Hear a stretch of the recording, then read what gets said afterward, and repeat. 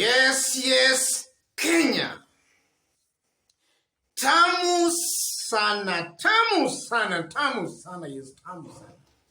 Yes. Some few hours ago, Pauline Njoroge shared a tweet, or rather a post, through her social media accounts. A post I want us to have a look, after which, as usual, we are just going to see what it means politically. So if in case you've just bumped here for the very, very first time, kindly subscribe, give this video a like. Give it a like, please. Thank you. God bless you. God bless Kenya. Let's have a look at the post. Pauline Njoroge. From an internal poll recently conducted for the first time ever, Raila Odinga has overtaken William Ruto in Kiambu County. He is at 50%, while Ruto is at 43%. Ruto continues to lead in the other Mount Kenya counties, though the numbers are falling. He is getting 50s and 60s, which is not very positive for a man who was almost hitting 90% a year ago. If Ruto even gets 55% of Central Kenya votes in August next year, it will be very bad for him. Back to my county of Kiambu. What is 50% of total registered voters in the area? I have presented data-based evidence. Now those who want to argue can come here and do so. But as I always say, facts are facts no matter how much you want to console yourself. That's Pauline Njoroge some few hours ago. And from that post, Pauline Njoroge is just trying to expose to Kenyans that from a recently conducted opinion poll on the mountain, Raila for the very, very first time beat William Ruto in Kiambu County. Raila managed 50%, while William Ruto got 43%.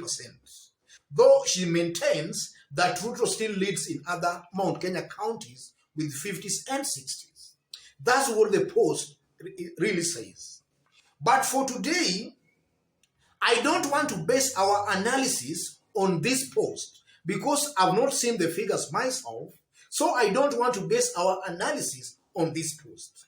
But for those who have been following me keenly in this YouTube channel, I've always maintained here that eventually, when our politics will get charged properly, Mount Kenya, almost to the last person, will look to the direction their ethnic kingpin will show to them. That's something I've consistently maintained here. And I've always maintained that because our politics still is largely ethnic-based. And Mount Kenya come 2022 will not be any different from the way they have always voted. Let me put it this way. You know, I've had so many analysts and some political pundits saying that William Ruto will win the mountain vote. But if you look at it objectively, what they are not asking themselves is how did William Ruto get that vote that is going to win? That vote, the reality on the ground, or rather it's a fact, that popularity, William Ruto is enjoying that popularity because of Uhuru Muigai Kenyatta. Uhuru went to the mountain and showed them William Ruto. Yes, Uhuru himself. And it's the same Uhuru Kenyatta who will go back to the same people, his people, and he will tell them that he's no longer with William Ruto. He's with Raila Amolo Odinga or any other person. And when Uhuru Kenyatta does that, or when Uhuru Kenyatta will hit the ground running, ladies and gentlemen, I'm of a very strong opinion, without any doubt at all, that Mount Kenya, residents of the mountain, will listen to Uhuru Muigai Kenyatta. That's something I've consistently said on this YouTube channel. So, what does that mean now? What does that now mean for William Ruto? You know, William Ruto, for him to make a serious stab at the presidency come next year, then he needs almost a 90% of the Mount Kenya vote. In fact, some other people have been saying that if Raila only gets 30%, then that's good enough. But I've always maintained that Raila will not get 30%. Raila will win the mountain vote as long as he's being supported by President Uhuru Kenyatta. Most definitely, most likely, Raila will win that mountain vote. And I'm saying Raila will win that mountain vote because, again, for those who are following politics closely in 2007, immediately after post-election violence, there was a time William Ruto, Raila Odinga, and Mwai Kibaki, they went to Molo. And upon stepping in Molo, actually William Ruto was heckled very badly because residents of Molo, who are dominantly from Mount Kenya, felt that William Ruto was very, very much responsible for the suffering they underwent as a result of the post-election violence. And they heckled him. But nonetheless, Uhuru Kenyatta still managed to convince those same people maybe to love William Ruto. And I'm seeing a situation where, as we head towards 2022 election next year, such issues will come into play. Residents of the mountain, they will just be reminded of some of the sufferings maybe they underwent in the hands of maybe William Ruto. And now they will also be told that now this man Raila Molo Odinga, what has this man done to you that is bad? What evil has this man done to you?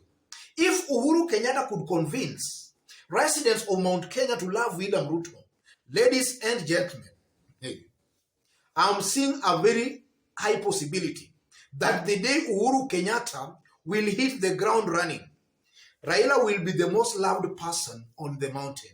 And I'm saying that with a lot of confidence. And now some people might ask me, what about these leaders who are dumping Kileweke and joining UDA, saying the ground is UDA? You know, in every election, after every 5 years, about 80% of our elected leaders are always sent home. So these leaders may be dumping Kileweke to join UDA. They might be feeling the heat from the ground. They are feeling the heat. So they think that maybe people are rejecting them because they are in Kileweke. But the people are rejecting them because that's the trend in Kenya. Whether they will be in Kileweke or in UDA, still chances of them making it back to parliament will be very, very nil. 80% will be sent home. And again, one thing about these leaders is that sometimes when you get into these elective seats, sometimes the masses can deceive you. You know, the masses sometimes can deceive you. Or maybe some of these leaders, they are not actually looking at the bigger picture. The bigger picture in this case is that the masses, their loyalty always lies with their ethnic kingpin. And in this case, with the mountain vote, William Ruto still enjoys a borrowed kind of a support. And that borrowed support, it will not be guaranteed of that support the moment Uhuru Kenyatta will go back to the people to denounce William Ruto. That support will disappear. And that's what I've always maintained in this YouTube channel. And also, ladies and gentlemen, what does that mean for 2022 politics? For 2022 politics, as things stand today, with now Mount Kenya becoming very, very slippery for William Ruto, I tend to believe William Ruto's goose is now cooked. And this just brings me to the real Kenyan politics, that a candidate contesting for the presidency for the very, very first time, unless that candidate is supported by the government, that candidate, if that candidate is lucky, you only manage to get votes from your ethnic community. We have seen it in the past. Raila tried it for the very first time. He largely got votes from his Luo community only. Kalonzo tried it the same. Ngilu tried it the same. Mudavadi tried it. He was not even lucky to get the Mulembe vote. Raila beat him for the Mulembe vote. So you can see that it's only Uhuru Kenyatta who for the very first time got some of votes across the country because he was supported by the incumbent government at that time. But for William Ruto, most definitely, without any doubt at all, Ruto will largely get votes from his ethnic Kalenjin community.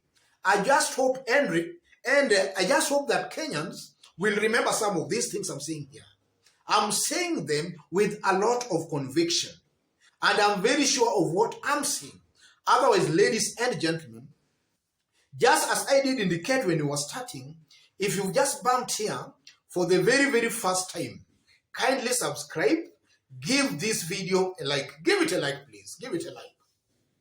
And if you are watching us for the very first time, and you are watching us outside Kenya, drop a comment, let us know from which part of the globe you are watching us from.